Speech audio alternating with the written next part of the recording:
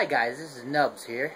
I have another channel on YouTube named Pro68 Camaro. That is my channel for displaying my tanks. But this is a new channel that I'm creating its purpose just for beginners in the fish hobby, for people looking to start up tanks, and if they have questions and stuff, I'm going to take out and make a lot of informative movies and stuff and try to help you guys out who are beginners, because I know when I was a beginner, I really could have used some more help than what I did, and it would have saved me a lot of money and stuff. But alright, so to begin off on your journey into the fish tanks, is the first thing you're going to have to figure out is what kind of aquarium you're going to want, like the size and the type and fresh, salt, and all that. So I'm going to describe the different types of aquariums in this video. So now you're wondering, what kind of aquarium am I looking to set up? And I'm just going to go over some of the basic aquarium styles that are in the hobby that you can go with. So basically you can break it down into two things, and that's freshwater or saltwater.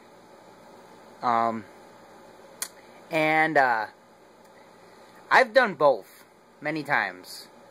I love them both equally. Right now, this is my current tank. It's a planted freshwater. It's actually a piranha tank, but getting on to things, there's freshwater and saltwater aquariums, and then you can break those down even farther. To break down freshwater aquariums, you can just have your traditional aquarium with like the fake plants and all that, and then you can have your more natural look, which is live plants, which is what I have going on here, and I will describe those more in a little bit. But now I'm going to go with the salt. There's also two things. There's the Fowler tank, which is the fish only with live rock, or you can do the reef, which has the corals in it.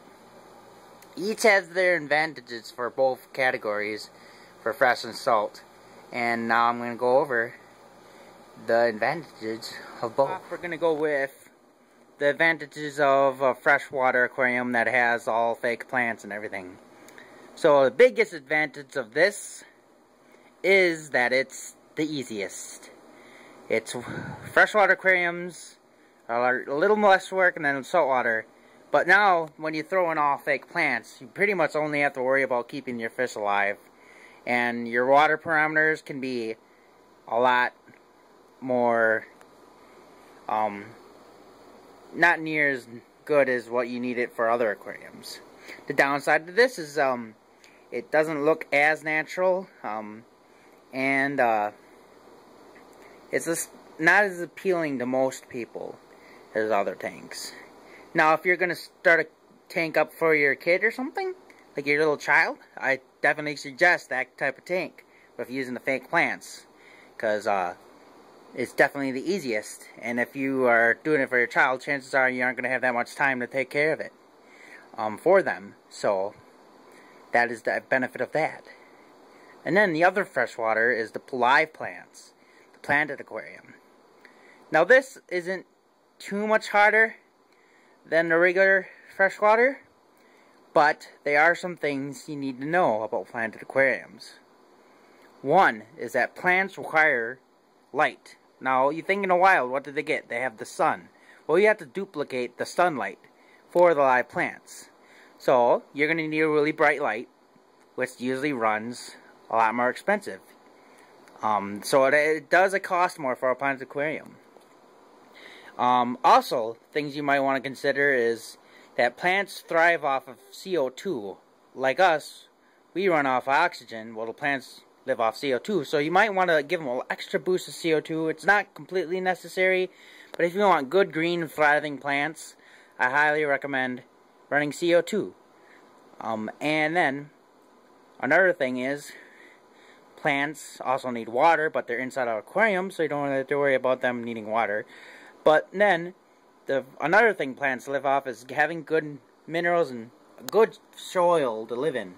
Now, if you're a farmer, you know that soil plays a big part in how good your plants thrive. And you want to duplicate this in your aquarium.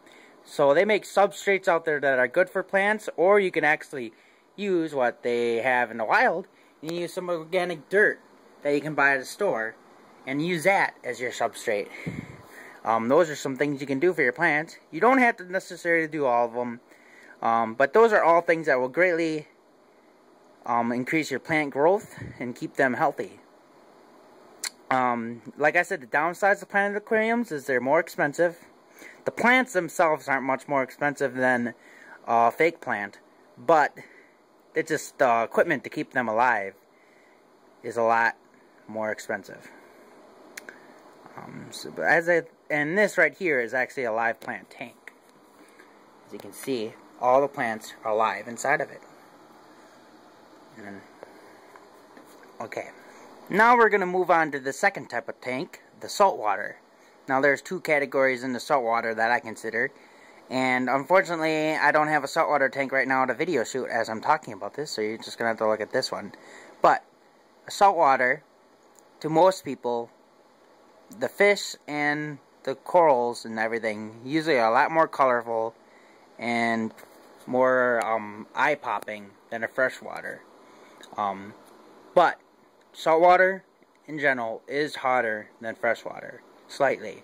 Why? Because you have to worry about your salt level, for one thing, and that just makes one more thing that you have to worry about being right in your tank.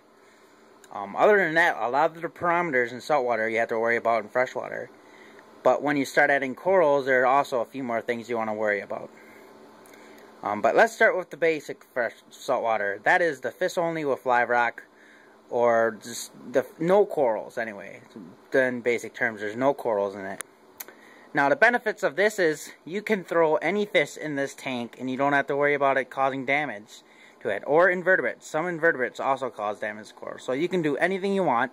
And let me tell you this, a lot of the coolest fish in saltwater will eat your corals, so this might be the way to go for you. If you want the cool fish, some of the cool fish, you can go with that, because like triggerfish, puffers, and stuff like that, corals don't really get along with them, basically. But on the other hand, for the reef tank, or the tank with corals just add that much more color to your tank. But once again, corals live off of light, so you're going to need a really powerful light for your corals to stay alive. You're also going to need to keep your water parameters a lot nicer than what you would if you didn't have any corals, because corals are a lot more touchy than the fish in the aquarium. So yeah, the reef tanks are probably the hardest out of all of it, but I don't want to back you down because it is definitely doable. It's not like it's impossible, people. There are some easier corals out there for beginners, and you can set up a reef for your first fish tank, but you just need to do your research. But definitely the reef tank with the corals is the most colorful out of everything. So that's the basic info on all the tank styles and the pros and cons of them. So that's the video on what tanks. Just giving you some advice on what tank you might want to set up, and now it's up to you to make your decision. And now I'm going to make some videos later on how to care for your tank and which one you have chosen. But otherwise, I'm going to let you go now.